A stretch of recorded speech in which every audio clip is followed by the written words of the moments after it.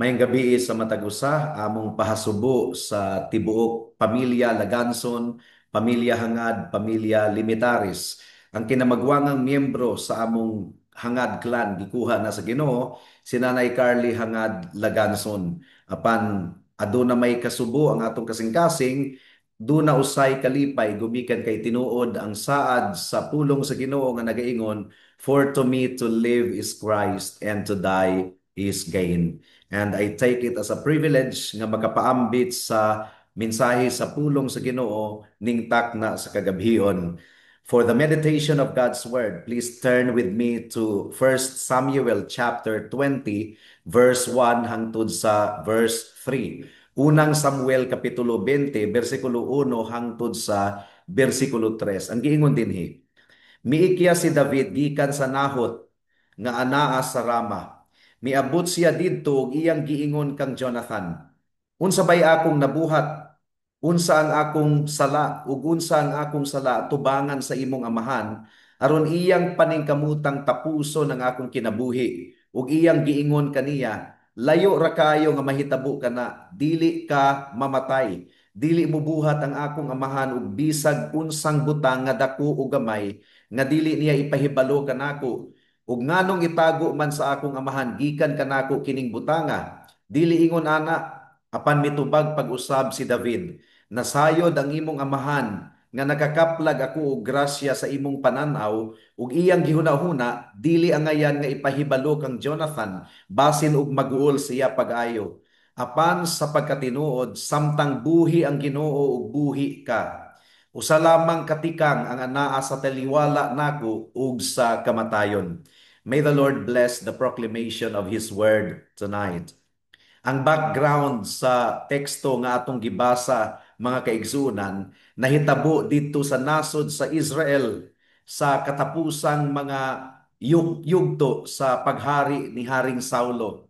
And at this point, ang espiritu mibiya gikan kang Saulo gumikan kay kanunay siyang mirebelde batok sa Dios. Ug ang pagbiya sa balaang espiritu gikan kaniya nagapahimo ni Saulo nga depressed. Ang iyang hunahuna dili gayud mahiluna ug napuno siya og kaguol, napuno siya og kahadlok, napuno siya og anxiety, nahimo siyang paranoia. Ug ang iyang solusyon, mga kaigsunan, si David iyang pagapatyon gumikan kay gikahadlukan niya si David at this moment sa iyang hunahuna nga gisakit kaayo sa nga tanan, gisamo kaayo sa nga tanan, usa lamang kasolusyon ang nakita ni Saulo, pation si David. And over, iya giyon nga gisulayan si David nga pation. And over, ang iyang mga plano, mga kaigsunan, dili gayod madayon. And finally, si David miikyas gikan sa presensya ni Saulo. Gumikan kay nasayod siya nga ang iyang kinabuhi na miligro. Ang giingon sa 1 Samuel chapter 19 verse 10, ang giingon dinhi, gipaningkamutan ni Saulo nga tuhugon sa bangkaw si David sa bungbong. Apan nakalikay siya sa atubangan ni Saulo ug ang naigo sa bangkaw mao ang bungbong. Midagan si David ug miikyas ni anang gabhiuna. Ug hangtod sa katapusan sa kinabuhi ni Saulo, mga kaigsunan, si David naaragayod og ikyas gikan sa mga kamot ni Saulo. Sa atong pagsulod sa kapitulo 20, atong nakita nga suod kaayo nga managhigala si David ug si Jonathan. Ug si Jonathan, anaa kang David ang iyang loyalty ug naningkamot siya nga iyang hupayon ang iyang amigo. Ang iyang giingon sa verse 2 sa atong gibasa kaganina, layo ra kaayo nga mahitabo kana, dili ka mamatay. Dili mubuhat ang akong amahan ug bisag unsang butang nga dako o gamay nga dili niya ipahibalo kanako. Ug nganong itago man sa akong amahan gikan kanako kining butanga, dili ingon ana. Now si David, mga kaigsunan, wala na kumbinsi ni Jonathan. Nasayod siya that at any moment, mahimo nga mahunong or mawala ang iyang kinabuhi. Mahimo siyang mamatay at any moment. Mao nga ang iyang gitubag sa verse 3, apan sa pagkatinuod, samtang buhi ang Ginoo ug buhi ka, Usa lamang katikang ang anaa sa taliwala nako ug sa kamatayon. Ang description ni David sa iyang kinabuhi is that duol ra gayud siya sa kamatayon. Usa lamang kuno katikang ang distansya gikan kaniya ug sa kamatayon. Nasayod si David nga ang iyang kinabuhi wala gayoy kasiguraduhan. And I have often quoted this passage at funerals, mga kaigsunan. Ang kamatayon sigurado gayud kaayo ug ang kamatayon mao gayud ang utlanan sa matag usa kanato whether we like it or not. Sa tibuok Biblia, duha lamang ang wala miagi og kamatayon, si Enoch ug si Elias. Ang matag usa gikan kang Adan hangtod sa atong kapanahunan karon nakaambit sa kining gitawag og kamatayon. Kitang tanan mamatay. Ang giingon sa Ecclesiastes chapter 3 verse 1 and 2. Adunay gitakda nga panahon sa tanang butang ug adunay panahon sa matag panghitabo ilalom sa langit. Panahon sa pagpanganak ug panahon nga mamatay. Ug niining taknaan nasudong nato ang kinabuhi ni Nanay Carly, 87 years old. Gipanalinginan og taas nga kinabuhi apan aduna gihapoy utlanan kining tanan ug among na dawat ang balita ni adtong Lunes sa alauna sa hapon nga si Nanay Carly wala na. Ang tanang butang niining kalibutana aduna gayoy utlanan, adunay katapusan. Mao gani nga giingon ni Corrie ten Boom. I don't know kung kaila mo niya. Ang iyang giingon, luagi lang sa paggunit ang tanang butang aron dili ra kaayo sakit kun kuhaon kana sa Ginoo gikan sa imong mga kamot. So ang tanang mga butang nga atong gipanag-iya ug ang atong kinabuhi aduna gayoy katapusan kining tanan. Og klaro gayud kaayo kini kung observant kita sa kinabuhi. Daghan gani kayong mga tawo nga dili pa gyud gustong mamatay. Makigbisog pagayod, maningkamot og ginhawa. Ug dunay mga pamilya nga mugastos og pila ka minilyon. Si Marcos daghan kay itong kwarta. Dito siya nagpa-hospital sa Amerika. And I suppose, gibubo ang dako kayong kantidad aron lang dili mamatay si President Marcos Senior. Apan, namatay gihapon siya. Natapos gihapon ang iyang kinabuhi. So, ang atong pagpaningkamot nga malugwayan ang atong kinabuhi, eventually, wala kini kapuslanan. Gumikan kay kitang tanan mga matay.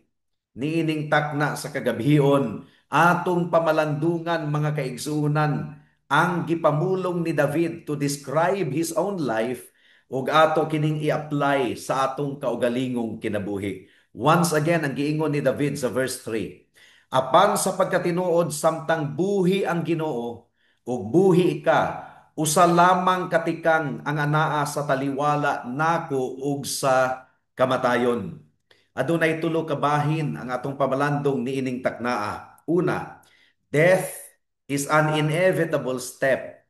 Ang kamatayon usa ka lakang or tikang nga dili nato malikayan. Ikaduha, death is an uncertain step. Ang kamatayon usa ka tikang nga wala kitay kasiguraduhan kung kanus-a kana mahitabo. Ug ikatulo, death is a final step. Ang kamatayon mao kini ang pinakapinal, pinakakatapusan nga tikang nga atong itikang. And may the Lord help us in our meditation tonight. Mudangat na kita sa unang punto. Death is an inevitable step. Ang kamatayon usa ka tikang nga dili nato malikayan. Well, obvious kaayo ang gidescribe ni David sa iyang kaugalingong kinabuhi. Obvious kaayo. Kitang tanan mga matay. Apan, wala unta kita gibuhat sa Ginoo aron mamatay. Si Adan gibuhat sa Ginoo, si Adan ang atong unang ginikanan, gibuhat siya sa Ginoo nga adunay kinabuhi. Abundansya nga kinabuhi ug mahimayaon nga kinabuhi kauban sa presensya sa Ginoo. Apan nganong ang kamatayon nakasulod man sa kalibutan. Kung atong basahon ang Biblia, ang kamatayon usa ka tunglo. Ang kamatayon usa ka silot, ang kamatayon usa ka refleksyon nga kita guilty at ubangan sa Ginoo. Kung wala untay kasalanan, wala untay kamatayon mga kaigsunan. Now, sukad nga nahulog si Adan sa kasalanan, ang kamatayon universal na kini nga kahimtang sa tanang mga katawhan. Kung atong basahon ang Genesis chapter 5, gilista didto ang mga kaliwat ni Adan ug ang gitas-on sa ilang kinabuhi, pero ang matag-usa nagtapos pinaagi niini nga mga pulong, and he died ug siya namatay. Gibalik-balik gayud kini paghisgot kawalo ka higayon, as if i-remind tayo nga or i-remind kita nga ang tanang mga katawhan mortal, aduna gayoy utlanan. There is what we call the universal condemnation of sin. Gumikan kay kitang tanan nakasala, kitang tanan muagi gayod og kamatayon. Mo kini gipasabot sa Genesis chapter 5 verse 5 ang giingon dinhi. Busa ang tanang mga adlaw nga nabuhi si Adan, 930 katuig ug siya namatay. Tiguang kaayo si Adan, 930 years old apan siya namatay. Kining pulong nga namatay, kamatayon, 1,200 times nga mabasa nato sa balaang kasulatan. Daghan kaayo. Ang realidad sa kamatayon, mga kaigsuunan, sigurado gayod nga mahitabo kanato. We will all die. Tinuod gayod ang giingon ni David sa iyang kinabuhi, usa lamang katikang ang anaa sa taliwala nako ug sa kamatayon.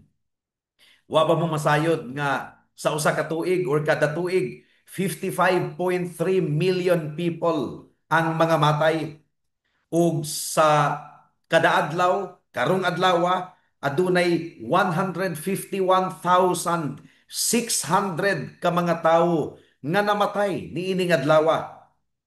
Ug sa matag oras sa matag adlaw 6,316 ang nangamatay mga kaigsunan. Mao nga gibungat lamang ni Haring David, or dili pa si hari nining takna, gibungat lamang niya ang realidad sa kinabuhi. Ang kamatayon sigurado gayod kaayo. Bisag unsa ang atong pagabuhaton, death is always a possibility. Wa ta masayon nga ang sunod na diay nato nga tikang mao ang kamatayon. Death could be our next step. Pero ang mga katawhan magpretend, magpakaaron ingnon nga murag walay kamatayon. Ang atong kultura natakda na pud sa kultura sa ubang nasod nga gusto nato nga magpabiling bata. Sa Amerika lamang mga kaigsunan, grabe kaayo ka in demand ang mga plastic surgeons. Gumikan kay gusto nilang tabunan ang realidad na sila tigulang na. Mao nga mugastos gayud sila og approximately $16 billion every year para lamang iparitoke ang ilang dagway. Pero sa Pilipinas, kay dili man kayo uso ang plastic surgery, kay wala tay ikagasto, ang mga profile picture lamang sa Facebook ang i-edit, i-filter aron mahimong bata tanawon. Ug ang mga tawo mutambong og haya sa minatay, mutambong og haya nga dili gayud nila ma-imagine that one of these days sila na pud ang ihaya sa lungon ug sila na pud ang hilakan sa ilang mga minahal sa kinabuhi. Ang kamatuoran nagpabilin mga kaigsunan, kitang tanan nagkatiguang. Nagkatiguang. Wala gayoy makapugong niini. And someday, ugma damlag, kita na pod ang walay kinabuhi nga maghigda sulod sa lungon. Death could be our very next step. Now, alang sa mga tawo nga wala makaila sa atong Ginoong Hesukristo, nga wala nila madawat ang libre nga gasa sa kaluwasan, ang kamatayon makalilisang gayud kaayo. Hadlok gayud kaayo. Kahadlukan gayud kaayo ang kamatayon. Ug nasabta nato kini, gumikan kay lehitimo kini nga kahadlok mga kaigsunan. Kinsa bagayoy dili mahadlok mamatay nga ang giingon sa Hebrews chapter 10 verse 31, ang giingon dinhi, usa ka makalilisang nga butang ang mahulog sa mga kamot sa buhi nga Dios. Ug nasayod kita nga pagkahuman sa atong kamatayon adunay paghukom. Mao gani nga hadlok gayud kaayong mamatay alang sa mga dili magtotoo, alang sa mga wala makaila kang Kristo, alang sa mga wala makadawat sa libre nga gasa sa kaluwasan, pinaagi sa grasya ug pinaagi sa pagtuo, ang kamatayon hadlok gayud kaayo sa nga tanan. Usa ka makalilisa nga butang ang mahulog sa mga kamot sa buhi nga Dios. Nawalang sa mga dili Kristohanon, ang kinabuhi nining kalibutan na kakawangan lamang. Nagkinabuhi sila, nabuhi sila, and then mamatay, and then itambog sa impyerno. Because that's what the Bible tells us. Adunay impyerno, mga kaigsunan. Everything is lost. Ang ilang mansyon nga gitukod, ang ilang negosyo nga miuswag na unta kayo, ang ilang mga sakyanan nga ilang gipundar, sayang lamang gumikan kay kining tanan dili nato madala kung kita kuhaon na sa Ginoo. Proverbs chapter 11 verse 7. Ang giingon dinhi mga kaigsunan, inig kamatay sa daotang tawo ang iyang gilauman mahanaw ug ang paglaom sa kusgan nga mga tawo mahanaw usab. Kawang lamang mga kaigsunan. Ang kinabuhi nga bulag sa Ginoo wala gayoy kahulugan. Mao kini ang conclusion ni Haring Solomon sa Ecclesiastes chapter 1 verse 17. Ang giingon ni Haring Solomon diri ug gigamit ko ang akong utok aron maangkon ang kahibalo ug masabtan ang kahanggaw ug kabuang. Akong nakita nga kini man usab pagpakiginukdanay sa hangin. Grabe no? Gibuhat ni Haring Solomon aron siya mabright, pero kawang lamang. Iyang gisumpay pa sa Ecclesiastes chapter 2 verse 1 and 2. Ang giingon dinhi, giingon ko sa akong kaugalingon, ari diri karon, akong sulayan ang kasadya, pagpalami diha. Apan kini man usab walay hinungdan ug akong giingon mahitungod sa bahakhak nga katawa kabuang kini ug sa kasadya unsay kapuslanan niini. Wa gyud pulos kining tanan kung wala nimo mailhi si Kristo o kung wala nimo madawat ang grasya sa kaluwasan. Walay pulos kining tanan. Ecclesiastes chapter 2 verse 11 ang giingon dinhi, ug sa ingon gisud-ong ko ang tanang buhat sa akong mga kamot ug ang pagpaningkamot nga akong gigahin sa pagbuhat niini ug maingon man usab ang tanan walay kapuslanan ug pagpakigukod lamang sa hangin ug walay mapuslan diha sa ilalom sa adlaw. So alang sa mga tawong dautan, sa mga wala makaila sa atong Ginoong Hesukristo, ang tanan niyang mga plano, ang tanan niyang pagpangandam, dili gayud matuman. O kinahanglang biyaan niya kini, ibili niya kini sa uban kung siya kuhaon na sa Ginoo, pinaagi sa kamatayon. Luke chapter 12 verse 19 and 20. Ang giingon dinhi mga kaigsuonan, ug akong isulti sa akong kalag, mao kini gipanghinambog sa tawo nga dato pero buang-buang matud pa ni Jesus. Ug akong isulti sa akong kalag, kalag ko, daghan ka ng kabtangan nga natigom alang sa daghang mga katuigan. Pahulay na, kaon, inom ug paglipay. Apan giingon kaniya sa Dios, buang, niining gabhiuna kuhaon ang imong kalag, ug kang kinsa kaha mapunta ang mga butang nga imong giandam. So makalilisan gayud kaayo, alang sa mga dautan ang kamatayon. Apan alang sa mga katawhan sa Dios, alang sa mga nakaila kang Kristo, ang kamatayon wala nay gahom ug wala nay kusog. Na wala kini nagpasabot nga atong imbitahon ang kamatayon na mahitabo kanato, gumikan kay si David, nabalaka biya si David sa atong teksto nga basin og magmalampuson si Saulo sa pagpatay kaniya. Nabalaka og nahadlok si David. But on the other hand, kung takna na gayod nga tubangon nato ang kamatayon, dili na kita mahadlok sa paghukom sa Ginoo. Ngano? Gumikan kay si Kristo ang gihukman tungod og alang kanato. Si Kristo ang nagantos dito sa cross sa Kalbaryo tungod og alang sa mga makasasala nga susama kanimo ug susama kanako. Gipaula na ni Kristo ang iyang dugo.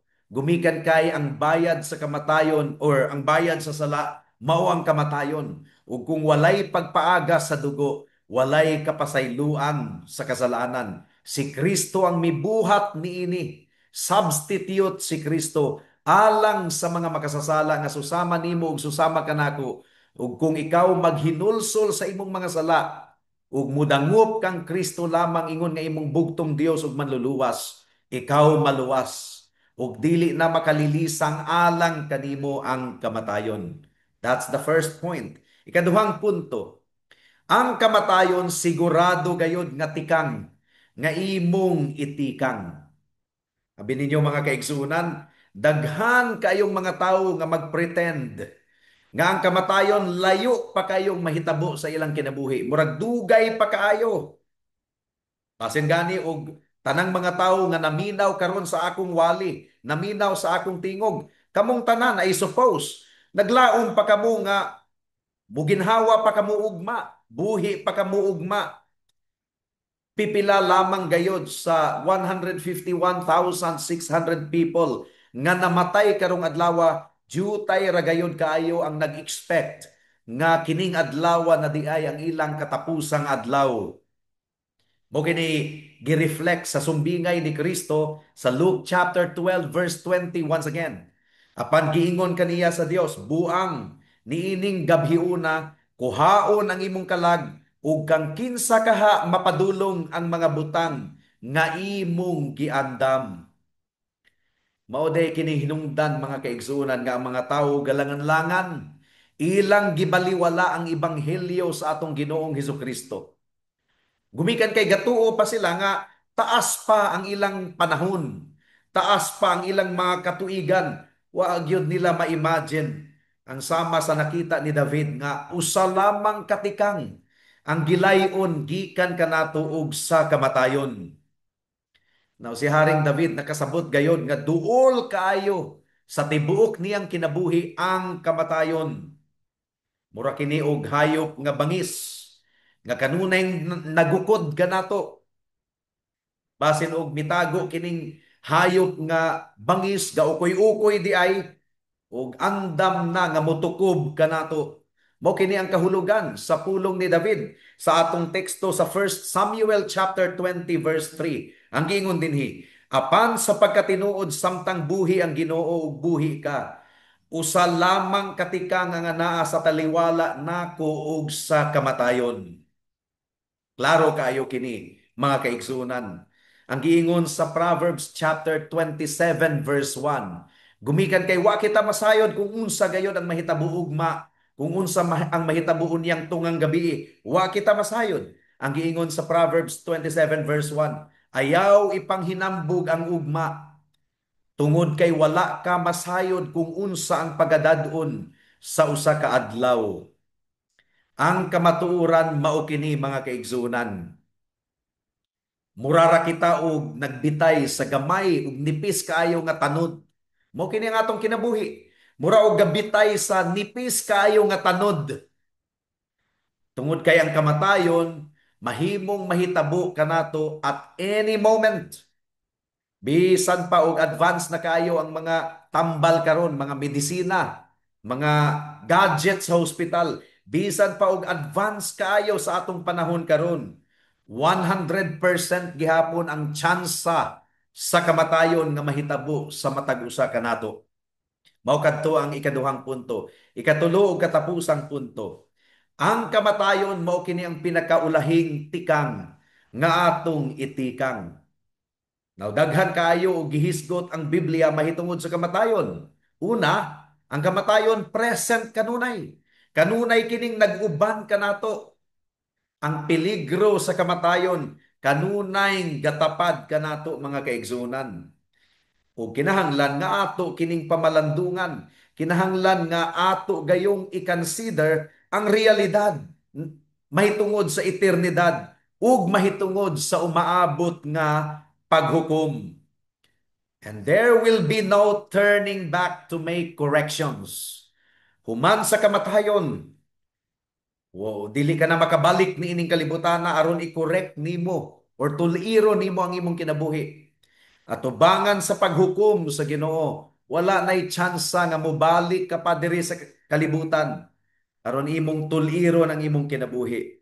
There will be no turning back for corrections. Ang kaluoy sa Dios available lamang niining kinabuhia. Mao nga ang imong tubag sa ebanghelyo. Maura gayod ang bugtong dalan aron ikaw maluwas. Now diha sa kamatayon, ang atong eternal destiny dili na gyud kana mabakwi. Ang paghukom sa Ginoo dili na gayud kana mabakwi. Ang giingon sa Hebrews chapter 9 verse 27, ang giingon dinhi, gitakda alang sa mga tawo ang mamatay sa makausa ug pagkahuman niini mao ang paghukom. Pagkahuman sa atong kamatayon mao ang paghukom, mga kaigsunan. Sa sumbingay ni Jesus mahitungod sa datong tawo ug kang Lazaro, ang dato didto sa impyerno nagpakiluoy kang Abraham nga suguon si Lazarus ipadala og utro sa kalibutan aron hatagan og pasidaan ang iyang mga igsuong lalaki. Ang giingon dinhi Luke chapter 16 verse 23 to 28, ug gikan sa Hades diin siya nagantos, mihat siya og nakita sa layo si Abraham ug si Lazaro sa iyang tapad. Misinggit siya og miingon, Amahang Abraham, maluoy ka kanako ug sugua si Lazaro aron ituslob niya sa tubig ang tumoy sa iyang dulo, sa iyang tudlo ug pabugnawon ang akong dila tungod kay nagantos ako niini nga kalayo. Apan giingon ni Abraham, Anak, hinumdumi nga sa imong kinabuhi na dawat mo ang mga maayong butang ug si Lazaro ang mga daotang butang. Apan karon gilipay na siya diri ug ikaw diha nagantos. Sumpay pa, mga kaigsunan, gawas pa ni ana, adunay usa ka dakong bungaw nga nahimutang tali kanato aron ang mga buot motabok gikan diri nganha kaninyo dili makahimo ug wala po'y makatabok gikan diha padulong kanamo. Umingon siya, kung mao gihangyo ko ikaw amahan nga suguon mo siya ngadto sa balay sa akong amahan. Tungod kay aduna ako'y 5 ka mga igsuong lalaki aron mo testimonyo ngadto kanila aron dili usab sila mahian hiniining dapit sa pagantos.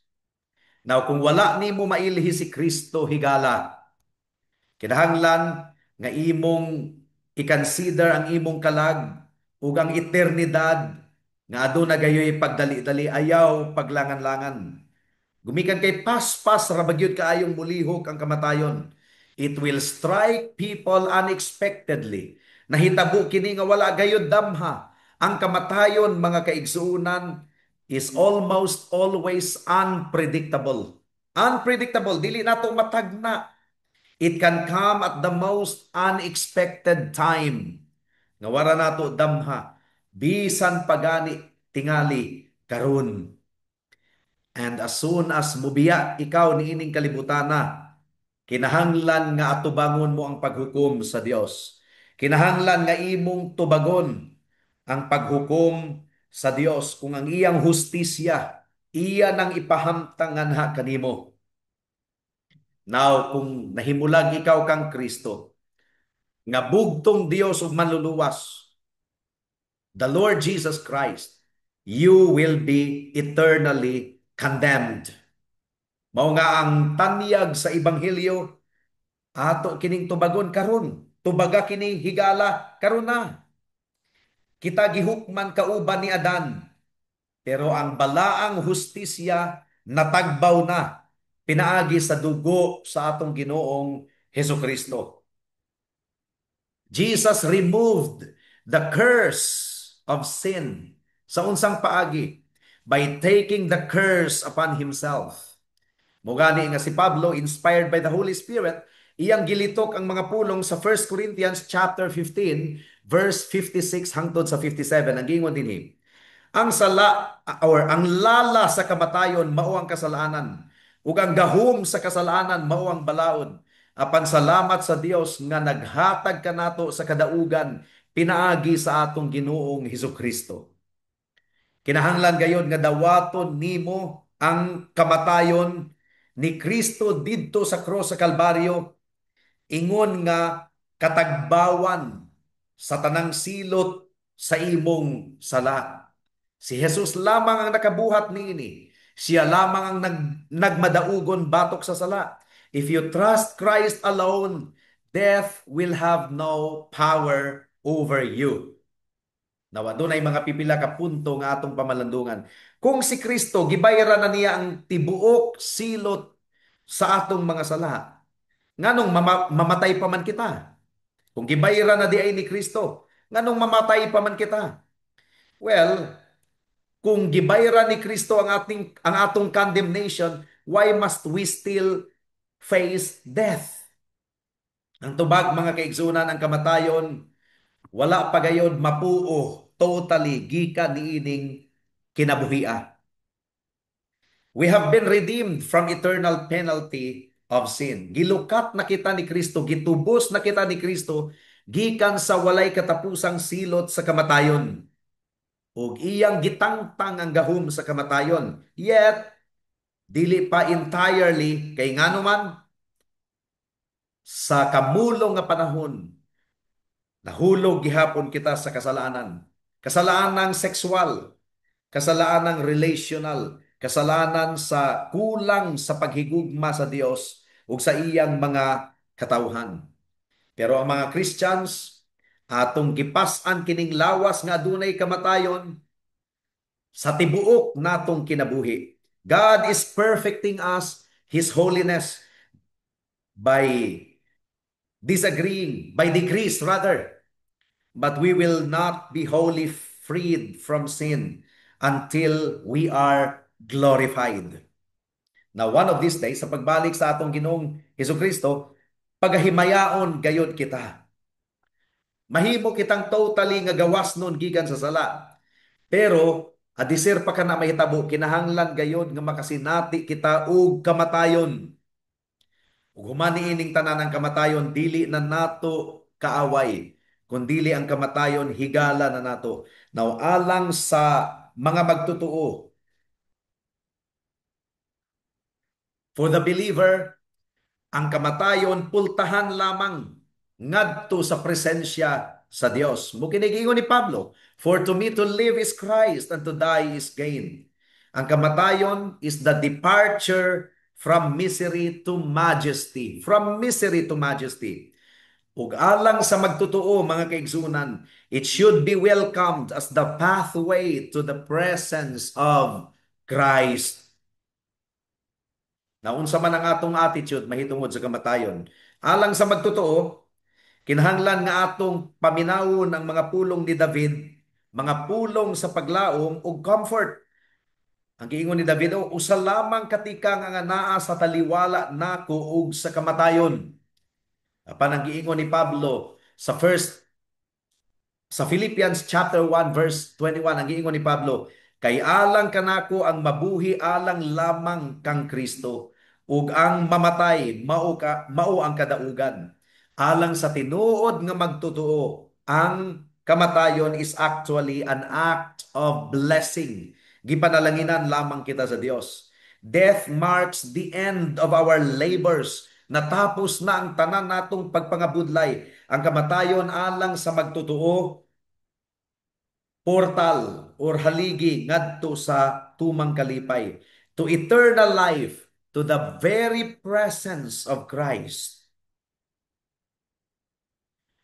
Now, kung kita bored even for just a season, kinahanglan gayod nga atong tan-awon kung kinsa ang umaabot. Ang giingon sa Philippians 3:20, tungod kay ang atong pagka lumulupyo anaa sa langit, gikan didto atong gipaabot usab ang atong manluluwas, ang Ginoong Hesukristo. So kung kining kalibutan na dili di ay kini ang atong mapanunod, dili kini ang atong ganti mga kaigsunan, kinahanglan nga atong pangitaon ang atong ultimate happiness. Niining kalibutana Perfect obedience is not meant to be enjoyed upon the earth, but is reserved for heaven.